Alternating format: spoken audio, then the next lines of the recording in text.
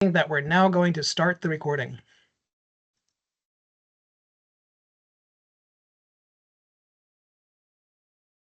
Welcome. Today we'll be discussing Microsoft 365 Copilot Enablement, getting started in government community cloud. While the benefits of Microsoft 365 Copilot are clear, ensuring a smooth and secure deployment in the government cloud requires thorough preparation. Today's Cloud Office Hours will focus on the critical steps to achieve readiness across three essential pillars: technical readiness, content readiness, and organizational readiness. So, with me today is Jonathan Parrott. Born and raised in Illinois, John has been working for 10 years in the Microsoft space after trading in his high school teaching career, but bringing all of his education experience with him. Blessed with a passion for making people's day better, he now gets to help customers realize how powerful they are with the Microsoft tools they have and the ones that they want. Can you say Copilot? Most recently, Jonathan has been working with our customers on organizational readiness and recommendations during our Copilot Discovery workshops, which some of you have been involved in. Thanks, Jonathan, for joining us on the program today. Since I have sat in on some of these sessions recently, I am so eager and excited to hear about and hear you share some of your experiences and recommendations. Also with me today is Pierre-Yves Delacote and Bill Beener, who will be working with us on our chat window. These guys are subject matter experts for Copilot, organizational change management, and Office 365 collaboration tools. So don't hesitate to ask any questions. Now's your chance.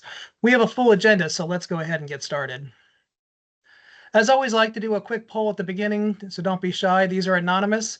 So we want to know, just, maybe at the beginning here, where do you see yourself in priorities for the next 12 months on Copilot deployment? We're just kind of curious whether you're going to jump on the ship and get going and, next month in October, or, this is further out for you possibly.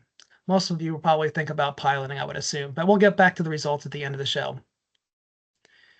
Our agenda today consists of the three pillars of readiness, which are technical readiness, content readiness, organizational readiness, and then we'll end with an update on the Microsoft Copilot for M365 GCC. And of course, we'll save time for questions and feedback. I know we've received some questions in advance, and we definitely have them queued up, ready to respond to.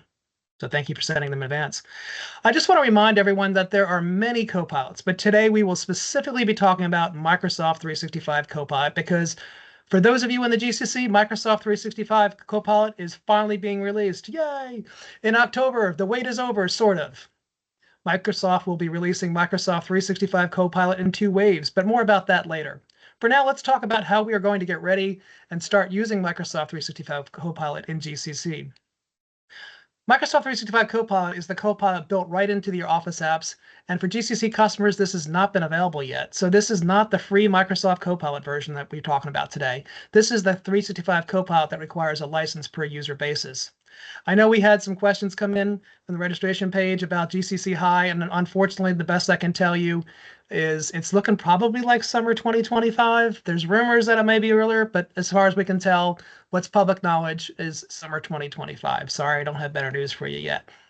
So getting back to 365 Copilot, one thing that I have heard now in many of the Copilot readiness discussions is that some organizations have not moved much or little content to OneDrive, SharePoint, and Teams. To really take advantage of Microsoft 365 Copilot, you need to have your content in 365, like OneDrive, Teams, and SharePoint. This sounds simple, but for many organizations, this will require some work. 365 Copilot can only see the content in your 365 environment and your tenant. It does not see any content in your local PC files or on-premise shares. For those of you who haven't moved content yet, this is an opportunity to get your data governance and security in order before moving your content. This also becomes important with data quality. Remember, garbage in, garbage out. Microsoft sees everything. Well, Copilot will find your multiple versions and not be sure which to surface, so it could very be confusing for Copilot if you have multiple versions. For those of you who have already moved your content, then most likely there will be some remediation needed on the data access protection and lifecycle side of this.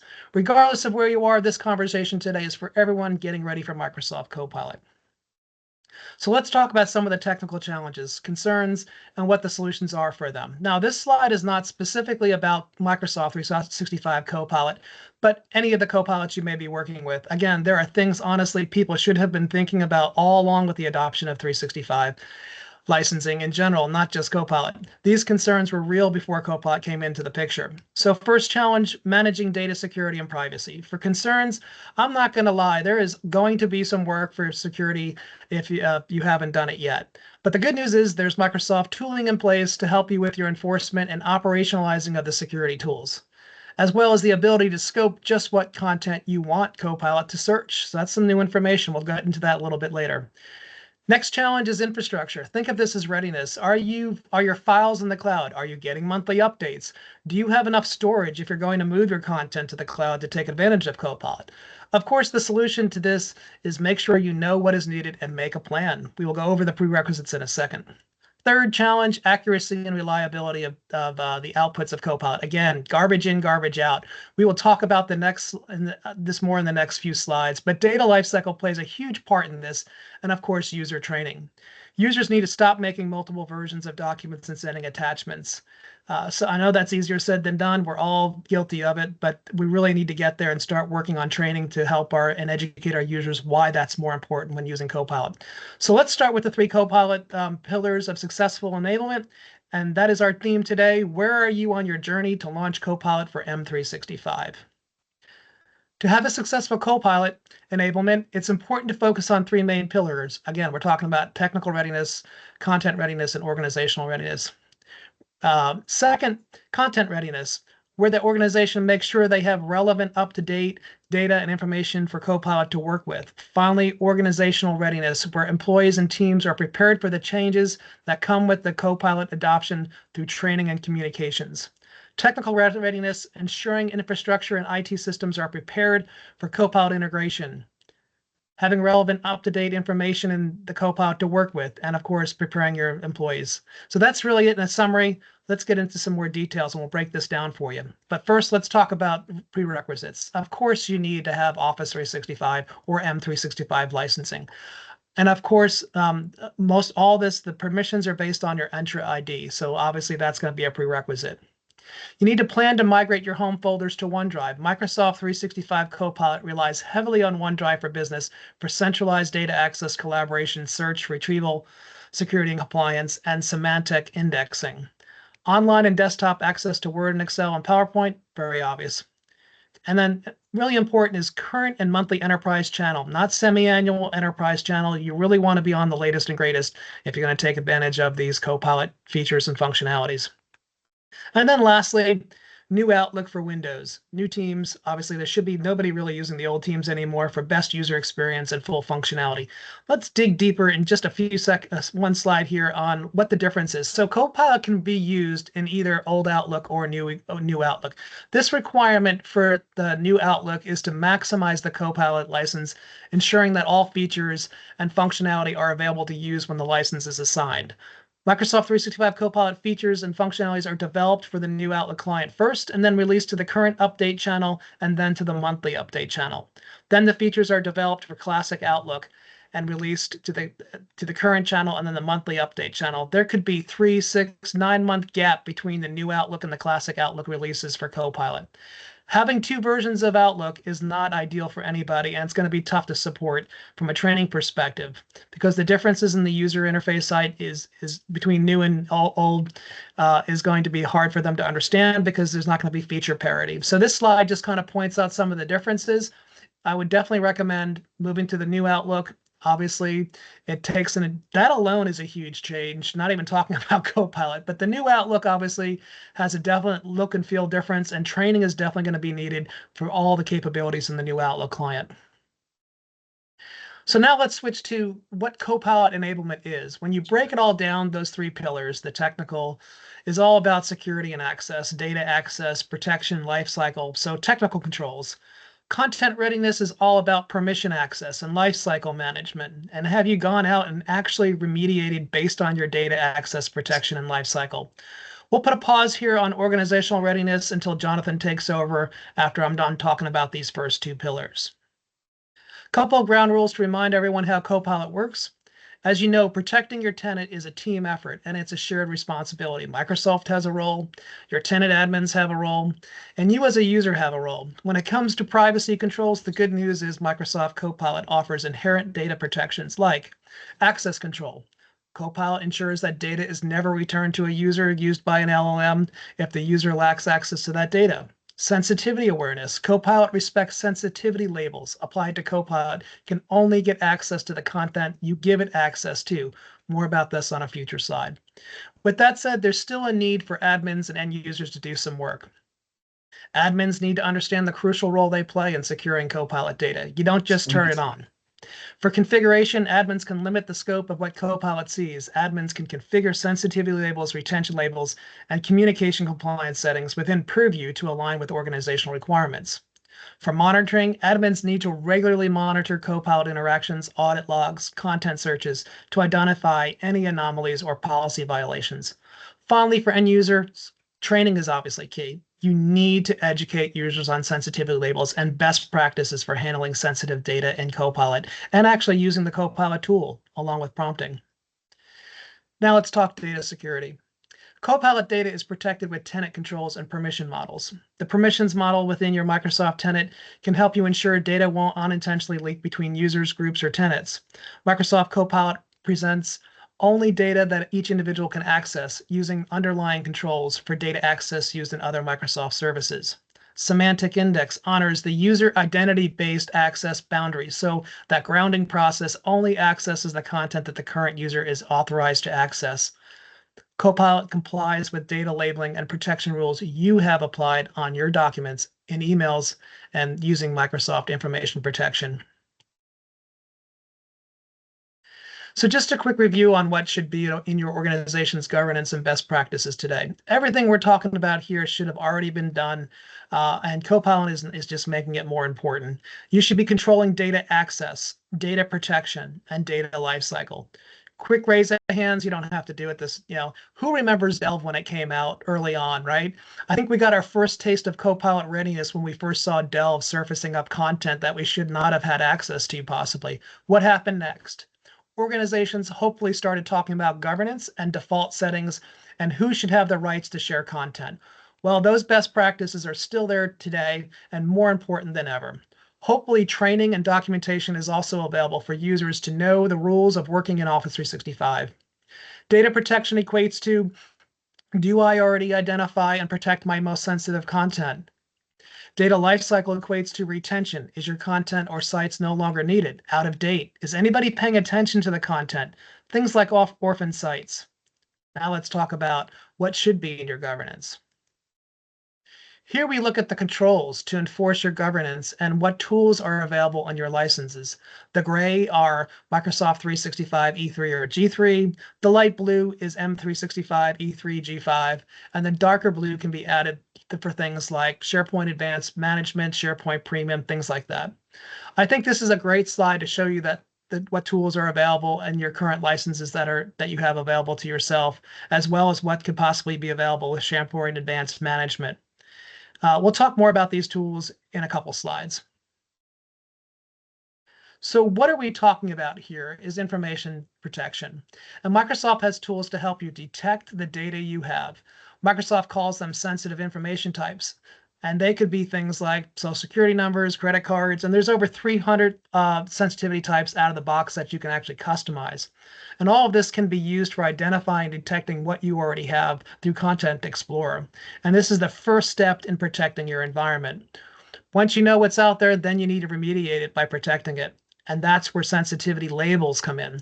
You can use these in email, SharePoint, team sites, but the big advantage with sensitivity labels is that you can encrypt them. This stays with the content no matter where it is, even a USB drive.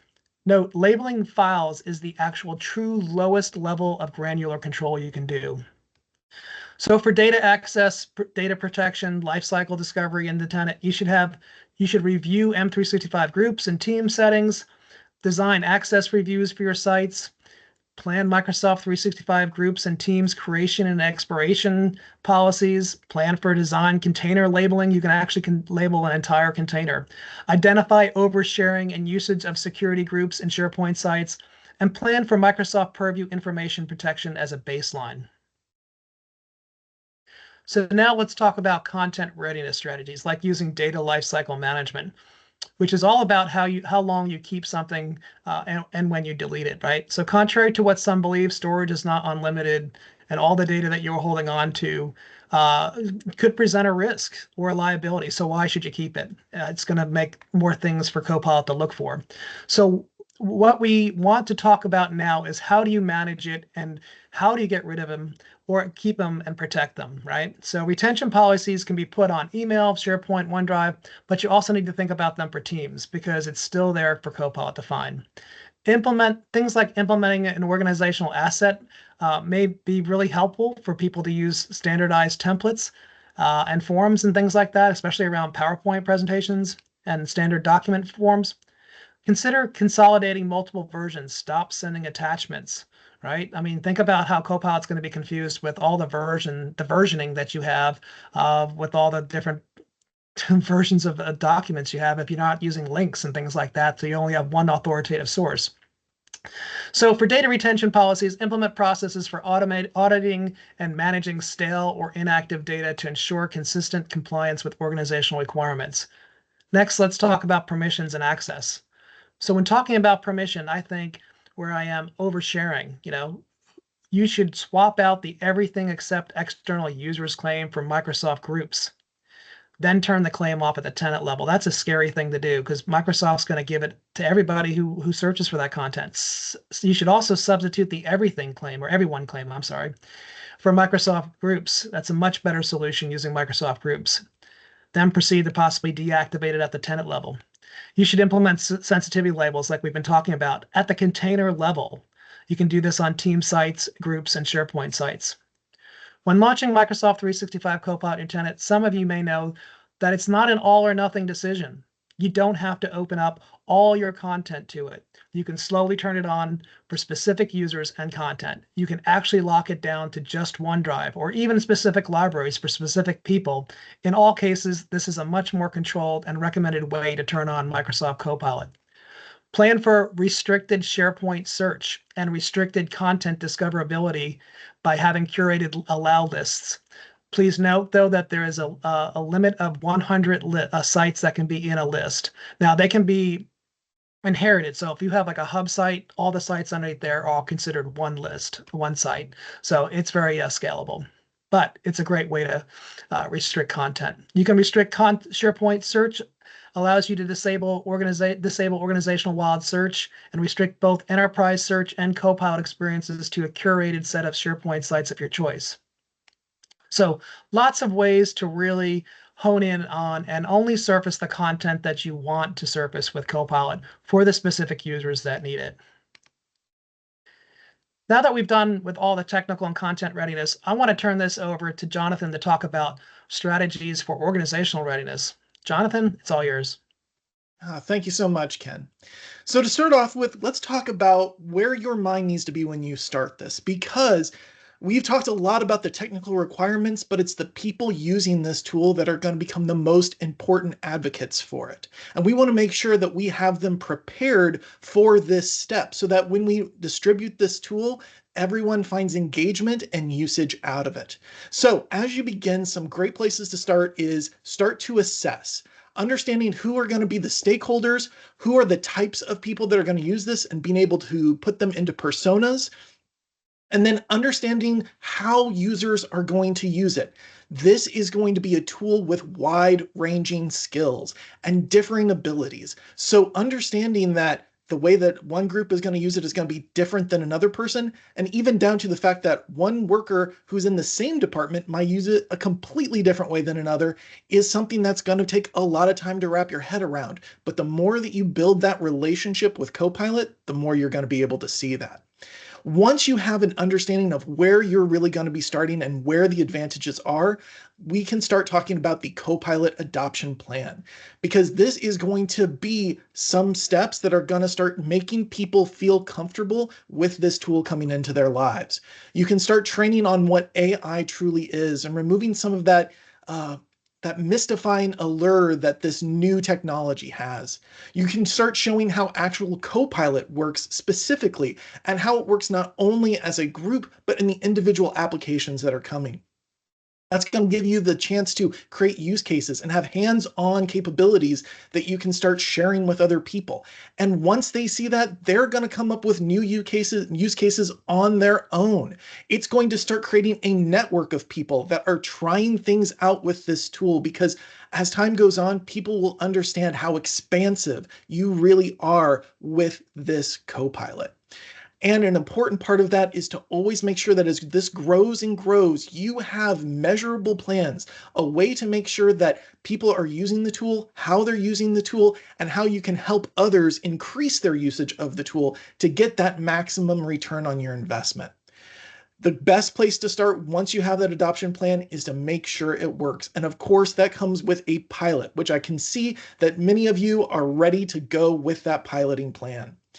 And then as you find that pilot in different departments, different areas, however you break that up, it's going to become a nice but evolving cycle of how you can show people how this works, as well as make it an adjustment so each and every engagement you have with different departments can be adjusted specifically for them. Now, just some more thoughts to have in the back of your head as you're proceeding through this plan is cost and return of investment. There can be a lot of money sunk into Copilot. However, you don't have to spend it all at once. You can find what works for you and take steps that are actually going to show that return of investment before you have to go all in. And part of that ORI is finding the right audience that's going to give it to you.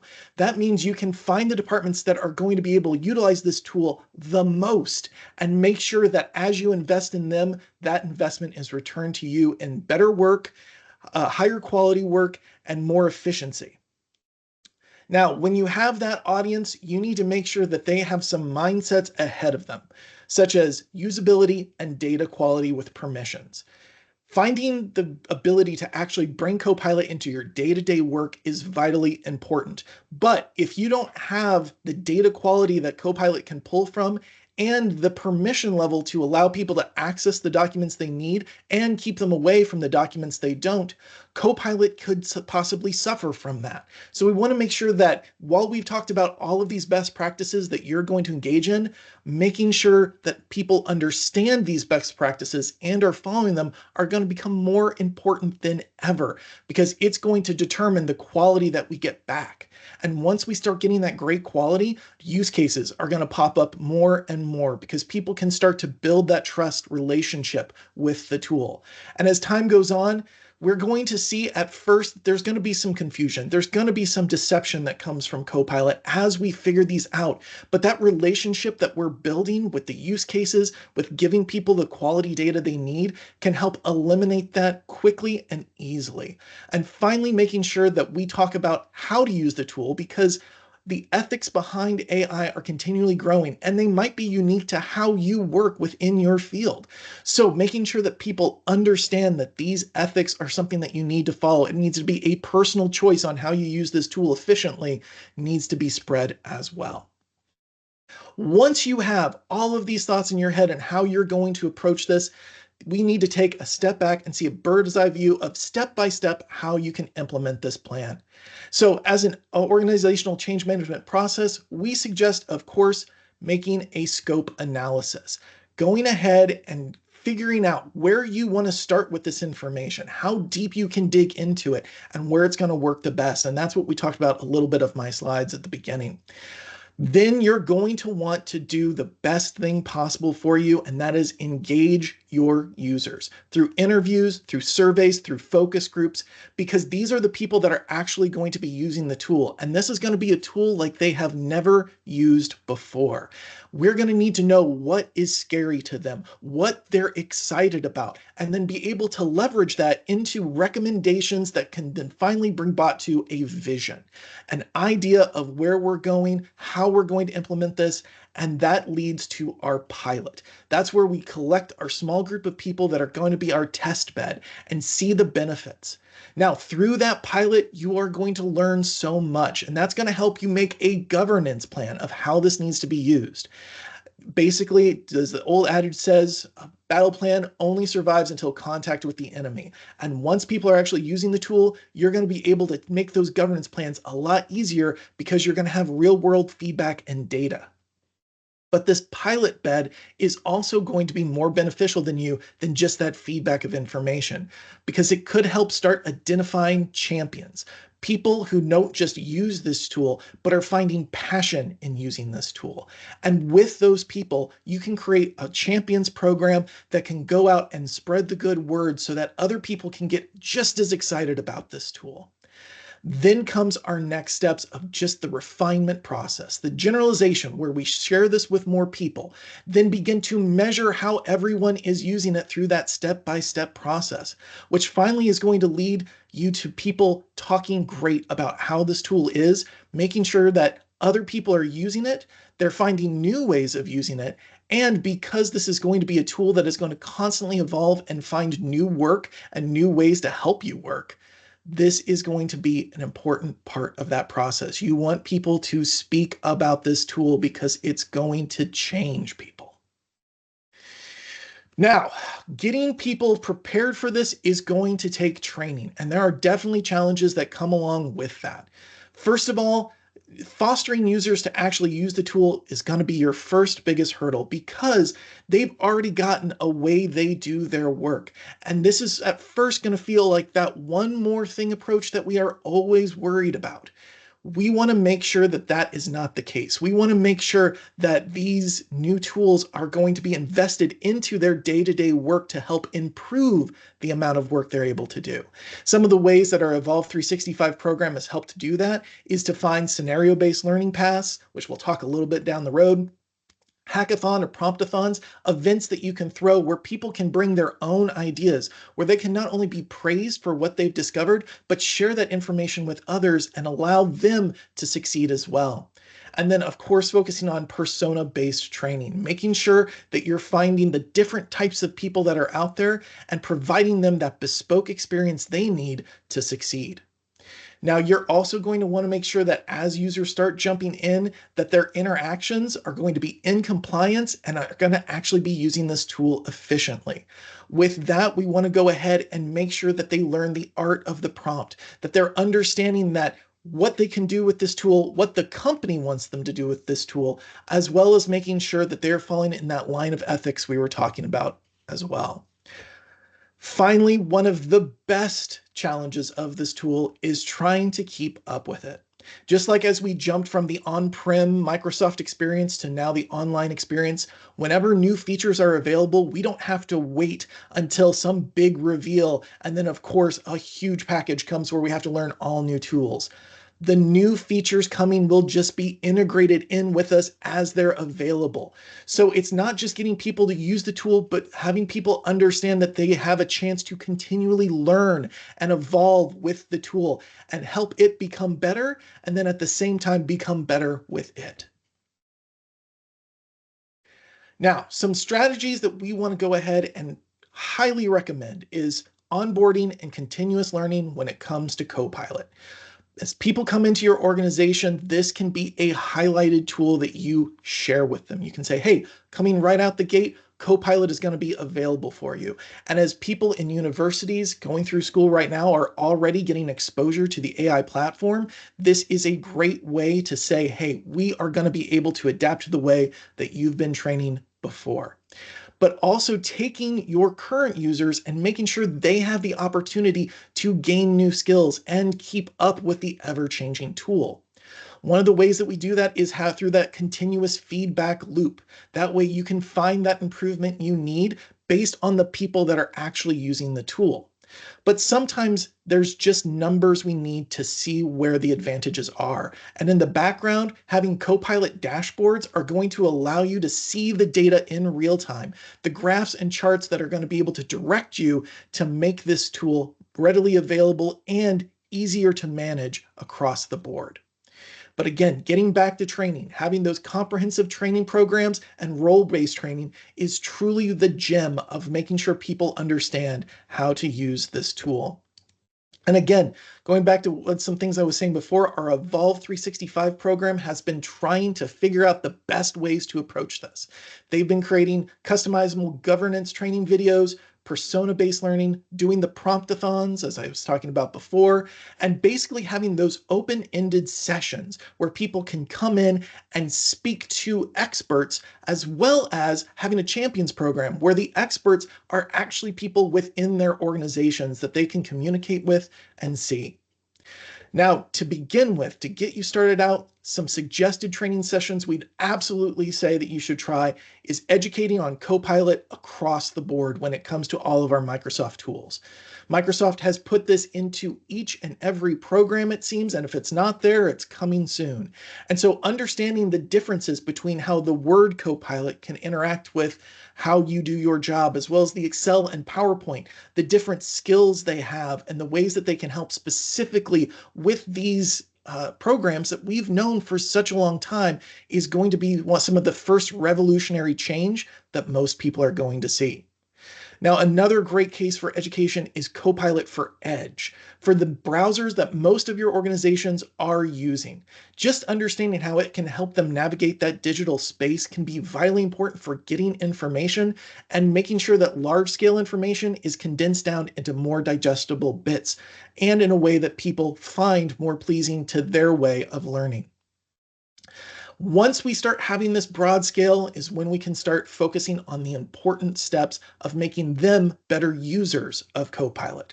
And that's where we can pull in specific use cases, talk about the best practices and data hygiene that is going to allow Copilot to help them the best. Permission management, as Ken was speaking of before, making sure people have access to what they need, but it's not overreaching to things that are just going to muddle the waters. But also working with Copilot means we have to understand that sometimes it's just a program and it's only as good as what it's fed. So educating people that just because this tool is working doesn't mean that you need to remove yourself from the equation. We still have to have fact checking going on, that the items that are being returned to you by Copilot are firm and sound. We also need to educate on the responsibility of AI. Again, the ethics of not only using AI, but the ethics of your own organization in its use is going to be important for people to feel comfortable with the tool as a morality scale. And then finally, and probably the one that is going to take the most refined teaching, is the art of the prompt. Like a martial art or building a relationship with a new friend, working with Copilot takes time, attention, and repetition. It's how you learn something. It's how you master something. And just like that, the art of the prompt is a skill that needs to be educated on to a degree where people feel like it just comes naturally from them. And as far as talking about the people to make this type of training specific and well-versed, we highly recommend persona-based training. Finding the different ways that you can divide out the people doing work within your organization and making sure that as you deliver this training, it's going to be applicable to them. Many of us have had to sit through trainings before where maybe 4 or 5 slides of a 20-slide deck really apply to us.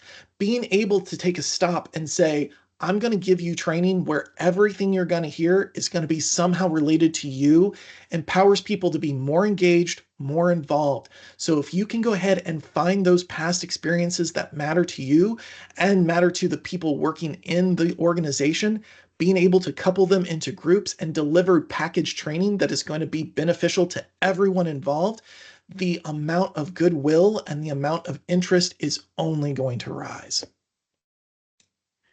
So with that out of the way of understanding people, let's talk about what that deployment lifestyle looks like with Ken. All right, thanks, John. Those are some really great suggestions. And now that I've been using Copilot for some time now, the art of the prompt, the fact checking, those are all just incredible things that just have to be done religiously. I mean, you've just got to understand how to prompt. It's a new way of thinking, quite honestly, on finding the information that you're looking for and refining the searches. And then obviously the fact checking. I can't say enough. You cannot just take everything that Copilot gives you verbatim. You're going to have to look at it. And that goes with any AI tool, not just Copilot, right? So while we're transitioning here to the end of the program, I got a bunch more updates to talk about, but I want to make sure that if you guys have questions, please put them in the chat window or the question and answer, either place, doesn't matter. We'll get to them. We also have your questions coming up in a second here. So please, we would love to, we got people standing by to answer your questions in the chat window. Feel free to ask us anything. All right, so let's talk a little bit. This is just a summary slide, really, of everything we talked about. Again, this is not a one-time effort. Technical readiness, content readiness, organizational readiness, this is ongoing work, right? So you'll want to make sure that you learn to optimize and expand your pilots. You're going to want to implement monitoring and auditing to see how it's being used, what kind of things people are prompting about, making sure they're not prompting about stuff that they shouldn't be prompting about, providing proactive training, obviously, and then drive end user adoption by looking at your Copilot dashboard and metrics. So, as I promised, I was going to give an update. I'm sure by now everyone's heard, that's why you're here probably. On August 20th, Microsoft announced GCC availability is coming to GCC moderate, and it's coming in two different ways. And we're going to talk about the two different waves in a second. But also notable is the announcement is about rebranding. Microsoft, in the most Microsoft way possible, is rebranding Copilot. So this means that instead of saying Copilot in Word, it will become Microsoft 365 Copilot in Word, along with a rebranding of Microsoft Copilot for Microsoft 365, which is a mouthful. It's going to be Microsoft 365 Copilot, as you've been hearing me say today. This is very similar to what they did with the Defender products, if you remember back then, how they rebranded all the Defender products by putting Defender in front of them, right? They're now putting Microsoft 365 in front of their Office apps. So, Copilot for Microsoft 365 GCC will be rolled out in two waves, delivering key functionality upfront and additional features in the following months, right? So, along with the rebranding of Microsoft 365, the big news here is that there is a new work tab. So, and for those of you who've been using Copilot, maybe outside of GCC, there was a work and a web tab. The way that this is going to be released is it's just going to have the work tab. You're not going to be able to go out to the web to get your searches done. And they're going to call this new system BizChat. So that's something which is a central hub that brings together all your data. This AI-powered chat features and leverages your organization's data to provide a personalized and relevant information on insights directly within your chat experience. And then, of course, obviously in the first wave is all the Microsoft 365 app copilots. No brainer there. The Outlook Copilot capabilities is going to be there, which is something everyone's excited about. I know I've been using it nonstop. The Teams channel and chat capabilities is going to be there. And then probably what most people are so excited about is intelligent meeting recap, which automatically captures key points from important policy discussions or public hearings capability, crucial details facilitating transparent governance. This intelligent meeting recap feature generates a comprehensive summary of your meeting, including key points, action items, and decisions made. So in the past, you'd have had to buy premium, Teams Premium, which I know is not available yet for GCC. But moving forward, if you buy Copilot, that part at least, the intelligent meeting recap, is already built into Copilot. So you don't need a Teams Premium license if that's all you're looking for. It's built into Copilot if you buy Copilot for M365 apps. So that's the big thing there. On the first wave, on the second wave, more about actually the Teams meeting experience with Copilot, integration with OneNote, Stream, Planner, OneDrive, and then Loop. People haven't really even seen Loop yet in GCC, but it does have some very powerful capabilities. So if you haven't checked out Loop, make sure you take a look at that moving forward, because I'm going to mention some of the Wave 2 capabilities that are coming down the line that was just announced on September 16th. Specifically Copilot Pages. Now, Copilot Pages is in the next wave, and it kind of brings together web, work, and pages, a collaboration space to work together. And think of it as like Loop on steroids. It's actually built on Loop. It's designed for human to AI to human collaboration. What I mean by that is people get together in one location. You can prompt together. You take that prompt and you continue collaborating on it, all in the same meeting space. So it's like Loop, but it's like multiple loops together in a collaboration space. It's pretty cool from what the videos I've seen. I haven't seen it yet personally, but the videos I've seen, it's very cool. Second is the Microsoft 365 Copilot apps are getting some updates. But I'd say the biggest thing here are the Copilot agents. And I know we had a question about this, but they're making agents even easier, and it's going to be built right into our tools. And again, these are all Wave 2 announcements for the commercial. They have not announced when this is going to hit GCC, so please don't, I have no idea. But the ability to create an agent or the ability to focus on a specific content library and then now make that available as the target of an agent is going to be very simple. With one click, you go to a SharePoint library and say, make a Copilot agent. You can now get a URL. You can send that URL in a chat window. Very cool stuff coming up here. It's going to be exciting to see how it rolls out and how it actually works. So we're at that point now for questions. We have a question in the window about Copilot BI included in Copilot 365. I believe it is. I'm not sure if anybody else on the call has an answer on that, but I believe it's included as part of your M365 licensing. I don't believe it can be purchased individually. I think it's part of the M365 Copilot capabilities. Oh, can go back on one slide. Sure, absolutely. Sorry about that, guys. Yeah. So we have Copilot Pages, which is the collaboration space built on Loop.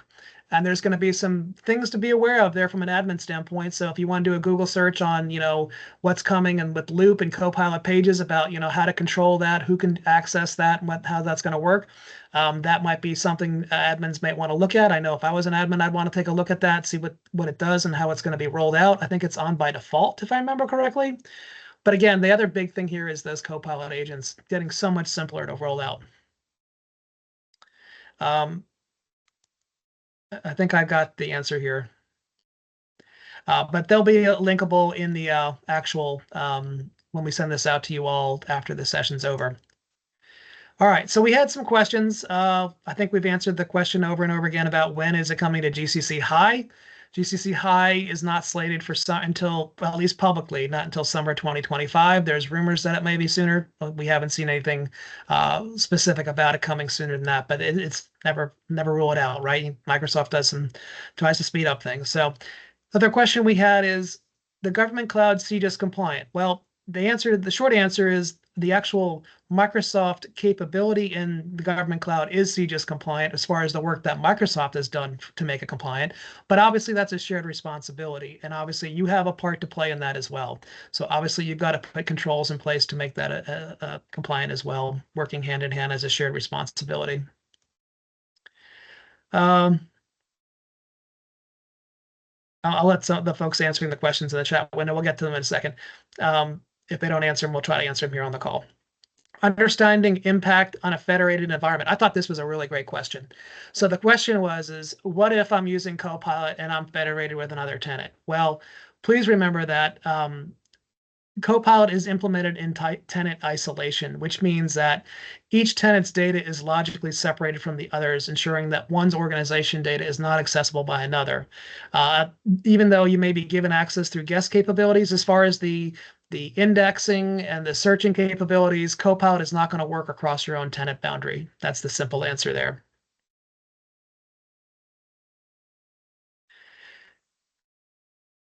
We did that one. Copilot Studio, we talked about that. I would say there was a question about Copilot Studio and virtual agents. I would say the new direction is what's going on in Wave 2. So take a look at the Wave 2 capabilities with Copilot agents and Copilot for SharePoint agents, which is very similar as well.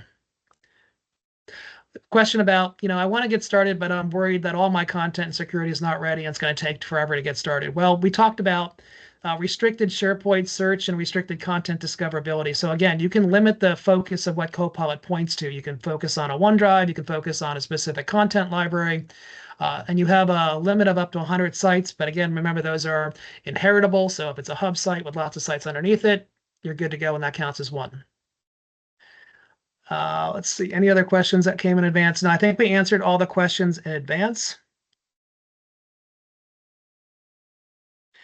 How should an enterprise address costs associated with Copilot? And if you're using a split rollout, then address the haves and the have-nots within the organization. Yeah, I don't have a good answer for that. I don't know if PY wants to answer that. I don't know how to answer the haves and have-nots about that one. That's a good question. Good. I guess PY just answered the question about Teams meeting summaries will be in Wave 1, right? So the Teams meeting queries will come in Wave 2. Thank you, PY, there for that question.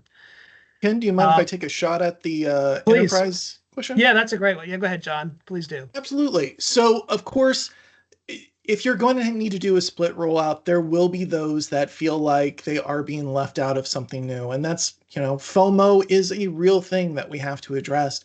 But I do think that understanding that, especially going through the process that we described and having these pilot programs and working in these smaller groups, as long as you're showing advancement and communicating the changes that are happening because of these tools, that hopefully people will see, okay, well, it's going to come to us eventually. It's going to get there. They're improving this. They're making it better. And I think communication is really going to be the key element that you can use to maybe not keep the torches and pitchforks totally at bay, but at least let people know this is a process we are refining. This is a brand new tool that there's nothing like this before that's been used within organizations, especially your organization. And you also want to make sure that you're not giving people something that hasn't been fully vetted. So I think that as long as you are communicating to people about this tool and the progress that you're making with it, I think that's really where you can have the most strength.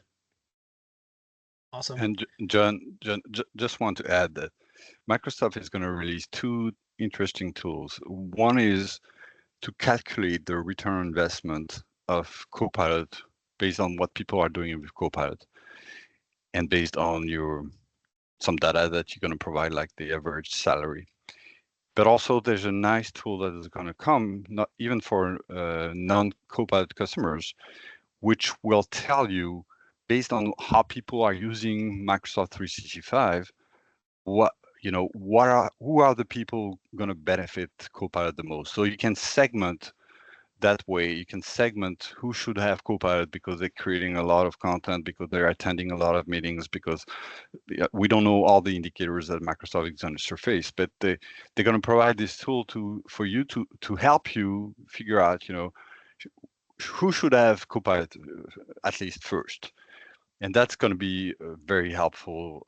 And also it can help you to justify why you selected some people rather than other people based on data and not just an opinion. Excellent point, PY. Thank you. Thanks. All right. We're going to move on here. 1 second. And here we go.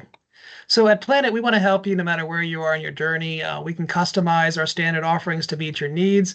If you're just getting started, we have a Copilot value discovery where the outcomes will help you with the art of the possible, high-level assessment, and high-level design.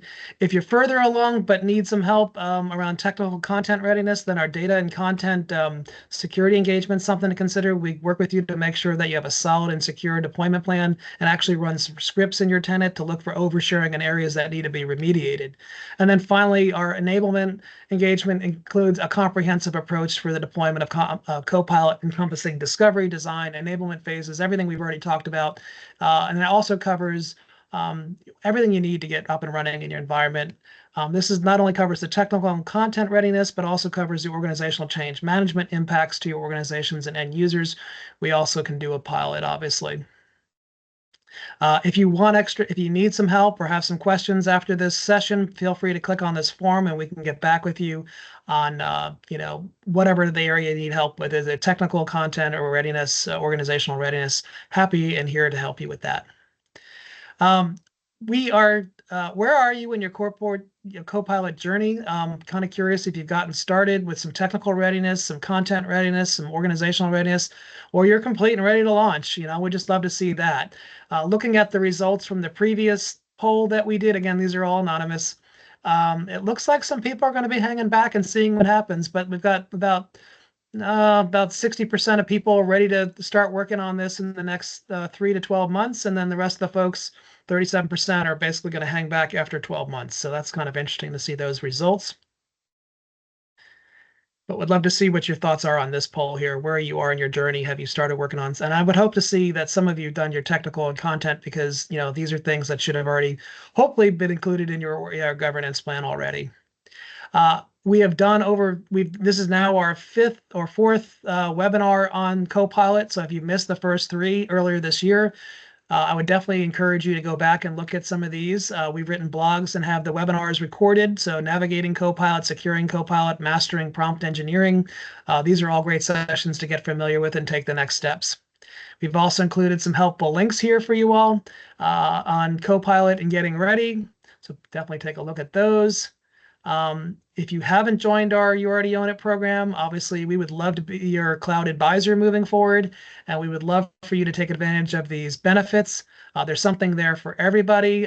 By being a part of this, you get the monthly newsletter, you get the blogs, you get invitations to the the webinars that we do, and then you also have access to over 23 different workshops that are available for you one-on-one with you with our security experts and our subject matter experts to tackle lots of different issues here, whether you're exploring Power Platform or you need some help with a cloud strategy session or licensing reviews. We're here to help you any way possible. These are all free for the asking. Please reach out to our team or your account executive. Our next office hours are going to be on October 24th, so please save the date. Mark that up on your calendar. It's always the fourth Thursday of the month at 1 o'clock. As always, we'd love to know how we did today. So another poll here really quick. If you can just let us know from a scale of 1 to 5 what you thought about today's session, we'd appreciate your feedback. And as we wrap up, let's review what we heard today, which is everyone plays a role in Copilot readiness. First, Microsoft Copilot, Microsoft itself obviously plays a role because there's inherent data protections, right? We talked briefly about how Copilot ensures that the data is never returned to a user by an LLM if the user lacks access to that data. Copilot respects sensitivity labels as well. And Copilot extends protection to data stored outside of your Microsoft tenant when it's opened in an Office 365 app. So administrators need to understand the crucial role they play in securing Copilot data with configuration. Admins can configure sensitivity labels and retention policies within Purview to align with organizational requirements. Also, SharePoint Advanced Management can greatly help you with your insights and visibility into your sharing and access for OneDrive and SharePoint. For monitoring, you can monitor your Copilot interactions, audit logs, and other content searches to identify any anomalies or policy violations. And then finally, can't stress that enough, right? Training. You need to educate your users on sensitivity labels and best practices for handling sensitive data with Copilot and actually using Copilot and prompting. At Planet, we have successfully delivered numerous Copilot readiness engagements and have helped dozens of customers drive adoption for Copilot within their organizations. We believe that Copilot is the single most important capability to come to the cloud since Office 365 made its debut almost now a decade ago.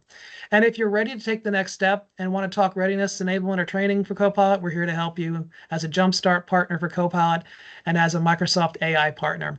If you have any questions, please reach out to your account executives or cloud strategists, or you can actually email us at info@go-planet.com or YouAlreadyOwnIt@go-planet.com.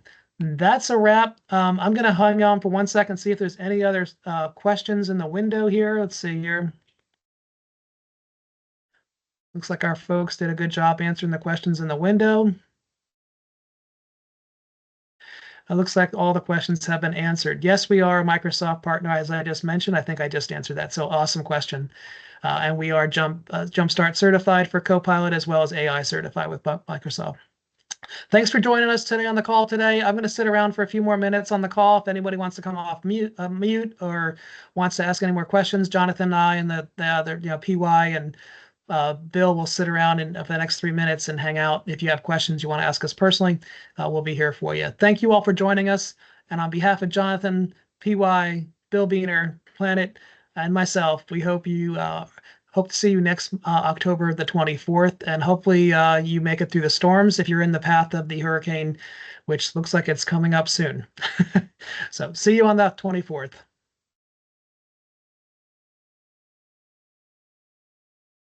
Ken. Yes. Hi, this is Rose Markham. Question for you. Do you have a community website where you can, have Q&A listed? Is there like Gartner, like a Gartner website? not necessarily have, we have a list of all of our office hours and presentations, but as far as an interactive Q&A site, what we have is the You Already Own It program allows you to ask any question and we'll answer it within 24 hours. But we don't have an active site that we monitor and answer questions on a website at this time. No. Okay. All right. Thank you. But we encourage you, if you have questions, please feel free to reach out. We'll be happy to answer them. And that's part of this program. We want to make sure that we're here to answer any questions that come up. Okay. Appreciate it. Thank you. Thank you for the question. And it Go did ahead, drop Casey. the link to the cloud office hours recordings in the chat, and you can ask those questions at YouAlreadyOwnIt at go-planet.com. Thanks, Casey. Yeah. Thank you.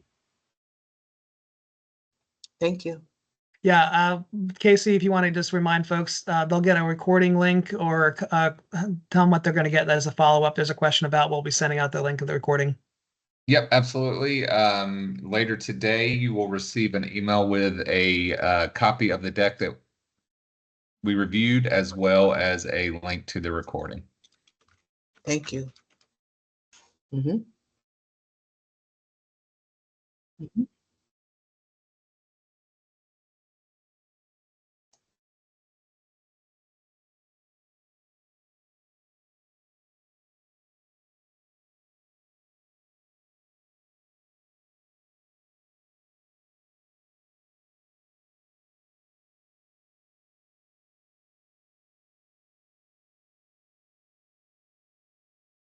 Hey, this is Kenneth Lennon. I had a question about the